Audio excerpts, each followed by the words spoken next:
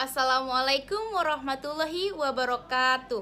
Siap izin memperkenalkan diri. Nama saya Hilwa Sofiatul Aprila dengan NIM 20 10 11 20 15 45, kelas 03 SAKP 009, mata kuliah Perekonomian Indonesia video ketiga, jurusan S1 Akuntansi Universitas Pamulang.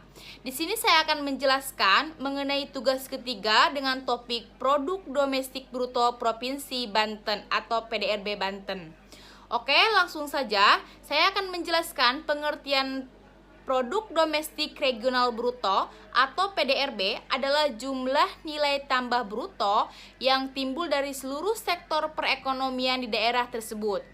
Menghitung PDRB bertujuan untuk membantu membuat kebijakan daerah atau perencanaan, evaluasi hasil pembangunan, memberikan informasi yang dapat menggambarkan kinerja perekonomian daerah.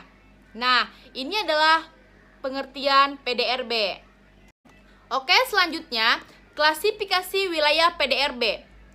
Kondisi perekonomian Banten yang dihitung berdasarkan Produk Domestik Regional Bruto atau PDRB atas dasar harga berlaku sebesar Rp 626,44 triliun dan PDRB per kapita sebesar Rp 47,6 juta. Nah, tadi adalah perbedaan antara PDRB sebesar Rp 626,44 triliun dan PDRB per kapitanya itu adalah 47,6 juta.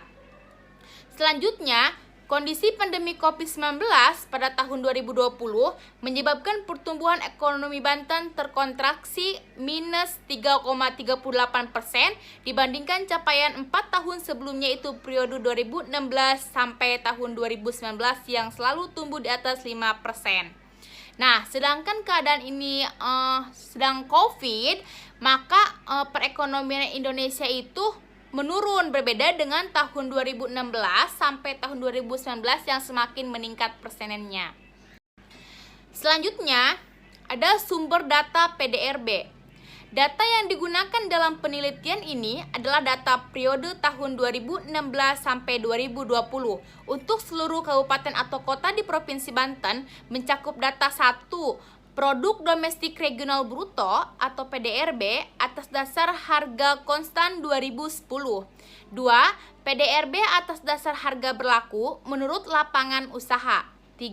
PDRB per kapita. 4. Jumlah penduduk. Dan 5. Pertumbuhan ekonomi. Nah, kelima ini adalah merupakan sumber data PDRB. Selanjutnya, ada BPS Provinsi Banten, data atau diolah. Nah, akan saya sebutkan datanya satu persatu dari kabupaten atau kota.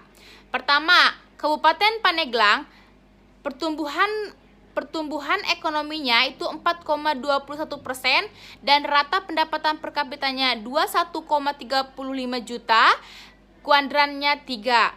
Lebak, pertumbuhan ekonominya 4,39%, pendapatan per kapitanya 20,28 juta, kuadran 3.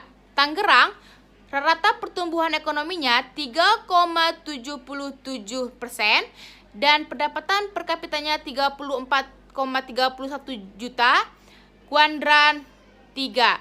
Untuk Serang, rata pertumbuhan ekonominya 3,73%, rata pendapatan per kapitanya 46,88 juta dan kuadran 4. Untuk kota Tangerang, pertumbuhan ekonominya 2,65% dan pertumbuhan per kapitanya 69,79 juta, merupakan kuadran kedua.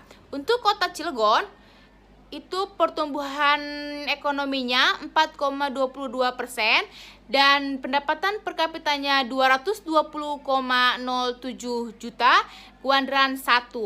Kota Serang, pertumbuhan ekonominya 4,84%, pendapatan per kapitanya 42,05 juta, kuadran ketiga. Untuk kota Tangerang Selatan, pertumbuhan ekonominya 5,61%, untuk pendapatan per kapitanya 43,45 juta, kuadran ketiga.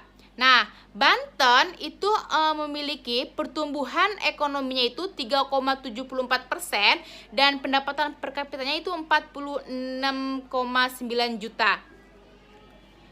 Kabupaten Pandeglang sudah saya sebutkan memiliki nilai PDRB terendah yaitu sebesar Rp 28,49252 miliar, sedangkan Kota Tangerang memiliki nilai PDRB tertinggi. Nah, sedangkan Kabupaten Lebak memiliki nilai PDRB per kapita yang terendah, dan sedangkan Kota Cilegon memiliki nilai PDRB per kapita yang tertinggi. Tingginya per kapita Kota Cilegon disebabkan daerah tersebut terkontraksi oleh industri manufaktur skala besar, yaitu industri logam atau baja dan industri kimia. Kondisi pandemi COVID-19 ini yang melanda tanah air sejak Maret 2020 berdampak kepada pertumbuhan ekonomi kabupaten atau kota di Provinsi Banten yang mengakibatkan ekonomi terkontraksi karena pandemi ini. Kota Tangerang dan Kabupaten Tangerang menjadi daerah yang paling terdampak, yakni dengan rendahnya laju pertumbuhan ekonomi yaitu minus 6,92% dan minus 3,70%. Sementara Kabupaten Pandeglang dan Kabupaten Lebak menjadi daerah tertinggi pertumbuhan ekonomi pada 2020 dengan laju pertumbuhan minus 0,54% dan minus 0,88%. Nah, yang tadi saya jelaskan itulah data BPS Provinsi Banten. Selanjutnya, menurut Utami tahun 2018, ketimpangan pendapatan di Provinsi Banten selama tahun 2019 sampai 2015 tergolong tinggi di atas ambang batas 0,5 bila dihitung menggunakan indeks Williamson dan kecenderungan hubungan pertumbuhan ekonomi. Provinsi Banten dengan ketimpangan pendapatan antar kabupaten atau kota menunjukkan hubungan yang berlawanan. Perbedaan karakteristik wilayah menyebabkan adanya ketimpangan pembangunan ekonomi dan pendapatan per kapita penduduk antara kabupaten atau kota. Besar kecilnya ketimpangan PDRB per kapita antara kabupaten atau kota itu memberikan gambaran tantangan kondisi dan perkembangan pembangunan di Provinsi Banten. Ketimpangan pembangunan antara kabupaten atau kota itu yang terjadi di Provinsi Banten selama tahun 2016 sampai 2020 dianalisis dengan indeks Williamson. Nah, tadi yang saya jelaskan itu adalah produk domestik regional bruto Provinsi Banten dengan data yang sudah saya sebutkan dan pengertian-pengertian menurut para ahli. Oke, kurang lebihnya mohon maaf. Semoga materi yang saya sampaikan bermanfaat. Wassalamualaikum warahmatullahi wabarakatuh.